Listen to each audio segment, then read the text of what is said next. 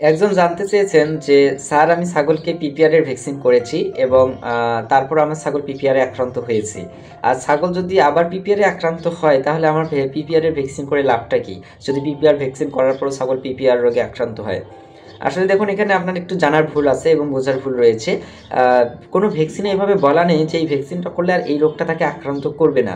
ভ্যাকসিনের কাজটা মূলত কি, যে রোগের বিরুদ্ধে যে ভ্যাকসিনটা করা হয়, যেমন আপনি পিপিআর ভ্যাকসিন করছেন, এটা দিয়ে যদি উদাহরণটা দেই, এটি হচ্ছে পিপিআর যে রোগটা যে ভাইরাসের কারণে হয়, এই ভাইরাসটার একটা অ্যান্টিডোর আপনি বলতে পারেন। এই ভাইরাসটার অ্যান্টিডোর আপনি ছাগলের ভিতরে পুশ করে দিলেন, এটা আগে থেকে গিয়ে ছাগলের কোষ প্রাচীরে ছাগলের কোষে গিয়ে এটি একটি অ্যান্টিবডি তৈরি করলো, যেটি ওই ভাইরাসটাকে আসতে দিবে না শরীরের ভিতরে এবং এই রোগে আক্রান্ত হতে দিবে না। তো এই অ্যান্টিবডিগুলো বা অ্যান্টিভাইরাসগুলোর কিন্তু একটা মেয়াদ থাকে নির্দিষ্ট।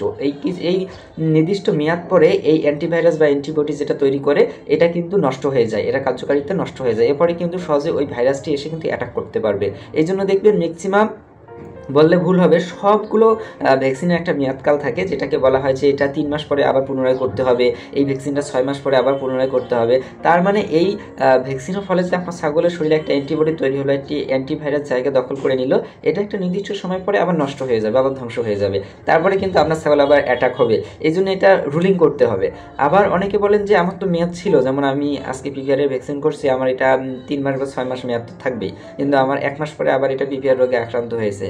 তো এটা পিপিআর রোগে আক্রান্ত হওয়ার পিছনে এটা রিজন হচ্ছে আপনার ভ্যাকসিনটি হয়তো বা ফল্ট করেছে, অথবা কোনো কারণের গুণগত মানটা ঠিক ছিল না, নির্দিষ্ট সময়ে নির্দিষ্ট পদ্ধতিতে নির্দিষ্ট প্রক্রিয়ায় এটাকে সংরক্ষণ করতে পারেননি, যখন এটার ভিতরের যে ক্ষুদ্র ক্ষুদ্র যে অণুজীবগুলো রয়েছে, যে অ্যান্টিভাইরাস রয়েছে, যে অ্যান্টিডোটটা রয়েছে, এটি নষ্ট হয়ে গেছে। এগুলো কিন্তু জীবিত থাকে, তো এই কোষগুলো যদি মৃত্যু হয়ে যায়, নষ্ট হয়ে যায় সংরক্ষণের মাধ্যমে, যেহেতু ভ্যাকসিনটা খুবই রিস্কি একটা জিনিস, এটা নির্দিষ্ট একটি টেম্পারেচারের মধ্যে কিন্তু সংরক্ষণ করতে হয়, তো এটার কারণে এটা গুণগত মানটা নষ্ট হয়ে যেতে পারে, যার কারণে হতে পারে। আবার সেটা না হলেও আপনার ছাগলের হয়তো বা অন্য কোনো একটা সমস্যার কারণে তার শরীরের ভিতরে অন্য কোনো মেডিসিনে খাওয়ানোর কারণে ইফেক্ট পড়ে তার অ্যান্টিডোটটা নষ্ট হয়ে গেছে, অথবা আপনার ছাগলের ইমিউনিটি যেটি রয়েছে শরীরের, এটি খুবই লো, যার কারণে যে কোনো রোগে সে আক্রান্ত হয়, যার কারণে সে আক্রান্ত হতে পারে। তো বিভিন্ন কারণে হতে পারে। তো আসলে ভ্যাকসিন দিলে যে আপনার ছাগল একদম সুস্থ থাকবে আর আক্রান্ত হবে না এমনটা না। আপনাকে ভ্যাকসিন দেওয়ার পরও যেসব কারণে পিপিএস হয়, এসব থেকে আপনাকে সেফলি রাখতে হবে। সাথে জায়গায় রাখা যাবে না, ঠান্ডায় রাখা যাবে না। যে কারণগুলো আপনার পিপিআর এর জন্য হয়ে থাকে, সবসময় পরিষ্কার জায়গায় রাখতে হবে, অন্যান্য পিপিআর আক্রান্ত ছাগলের আশেপাশে যেতে দিবে না, এগুলো মেনটেন করতে হবে। আপনি শুধু পিপিআর এর ভ্যাকসিন দিয়ে যদি নিশ্চিন্তে ঘুমান আর ছাগলকে যদি আল্লাহর নামে ছাইরা দেন, তাহলে তো হবে না, অবশ্যই যত্ন করতে হবে।